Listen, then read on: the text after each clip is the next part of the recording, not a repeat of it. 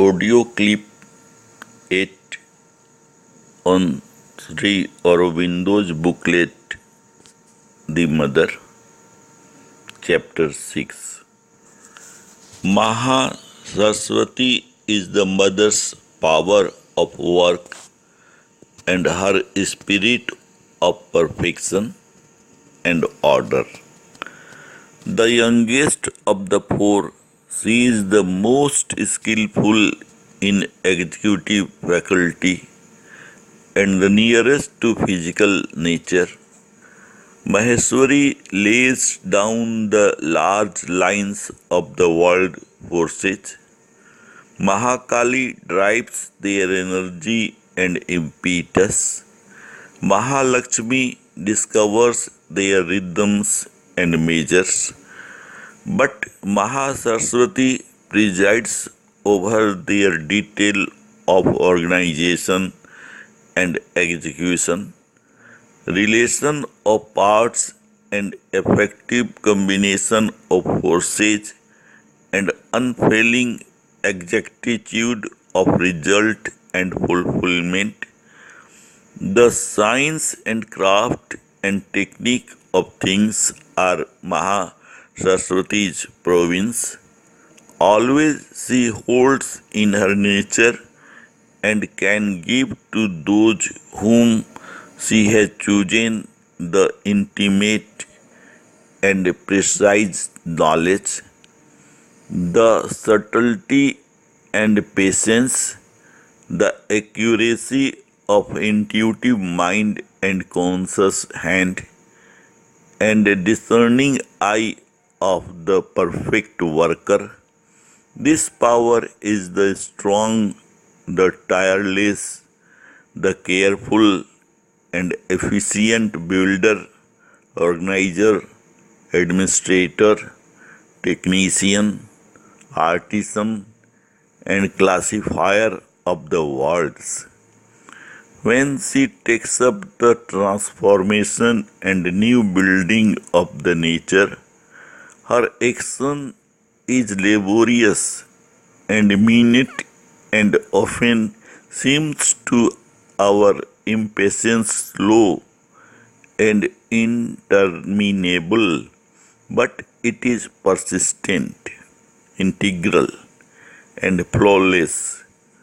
For the will in her works is scrupulous, unsleeping, indefatigable. Leaning over us, she notes and touches every little detail, finds out every minute defect, gap, twist, or incompleteness, considers and weighs accurately all that has been done and all that remains still to be done hereafter. Nothing is too small or apparently trivial for her attention. Nothing, however impalpable or disguised or latent, can escape her. Molding and remolding, she labors each part till it has attained its true form, is put in its exact place in the whole, and fulfills its precise purpose.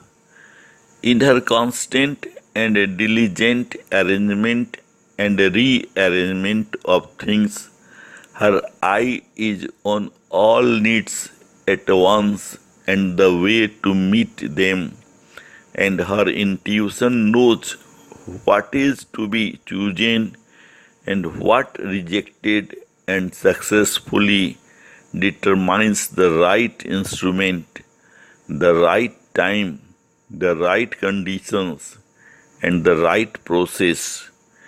Carelessness and negligence and indolence she abhors.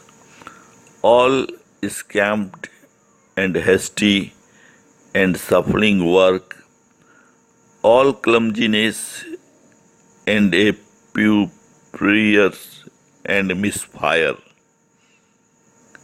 All false adaptation and misuse of instruments and faculties and leaving of things undone or half done is offensive and foreign to her temper. When her work is finished, nothing has been forgotten, no part has been misplaced or omitted or left in a faulty condition. All is solid, accurate, complete, admirable. Nothing short of a perfect perfection satisfies her, and she is ready to face an eternity of toil if that is needed for the fullness of her creation. Therefore, of all the mother's powers, she is the most long suffering with man and his thousand imperfections. Kind, smiling, close, and helpful, not easily turned away or discouraged, insistent even after repeated failure. Her hand sustains our every step or condition, that we are single in our will and straightforward and sincere. For a double mind she will not tolerate, and her revealing irony is merciless to drama and histrionics and self-deceit and pretense. A mother to our wants, a friend in our difficulties, a persistent and tranquil counselor and mentor, chasing away with her radiant smile the clouds of gloom and fretfulness and depression, reminding always of the ever-present help, pointing to the eternal sunshine.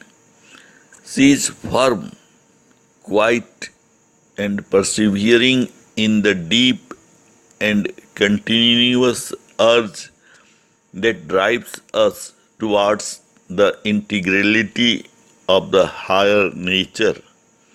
All the work of the other powers leans on her for its completeness, for she assures the material foundation, elaborates the stuff of detail, and erects and rebates the armor of the structure.